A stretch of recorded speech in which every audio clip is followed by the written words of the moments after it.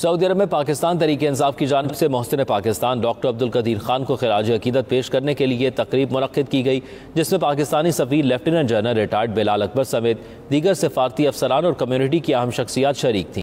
سعودی دارالحکومت ریاض میں ڈاکٹر عبدالقدیر خان، معروف کامیڈین عمر شریف اور آزاد کشمیر کے سابق وزیر اعظم سردار سکندر حیات کے حوالے سے منعقدہ تقریب سے خطاب کرتے ہوئے پاکستان کے سفیر لیفٹیننٹ جنرل ریٹائرڈ بلال اکبر کا کہنا ہے کہ ڈاکٹر عبدالقدیر خان جیسی شخصیت صدیوں بعد جنم لیتی ہے۔ ڈاکٹر عبدالقدیر خان باکمال صلاحیتوں کو بروئے کار لائے اور ملک کی بقا اور سلامتی کا باعث بنے اور پاکستان کو ہمیشہ کے لیے ناقابل تسخیر بنا دیا۔ قوم ان کی خدمات کو کبھی فراموش نہیں کر سکتی۔ سیکرٹری یوتھ گلزیب کیانی سمیت مولانا عبد المالک مجاہد، شکیل کیانی، ڈاکٹر اسد رومی اور دیگر نے کہا کہ پاکستان اس اعتبار سے بہت خوش قسمت ملک ہے کہ اس نے ایسے سپوت پیدا کیے جو دنیا بھر میں ملک و قوم کا نام روشن کرتے ہیں۔ ان کا مزید کہنا تھا کہ عمر شریف نے اپنے فن سے ہزاروں لوگوں کے چہروں پر خوشی اور ہنسی کے رنگ بکھیرے اور دنیا بھر میں پاکستان کا نام روشن کیا۔ ہم اپنے ایسے تمام ہیروز کو سلام پیش کرتے ہیں۔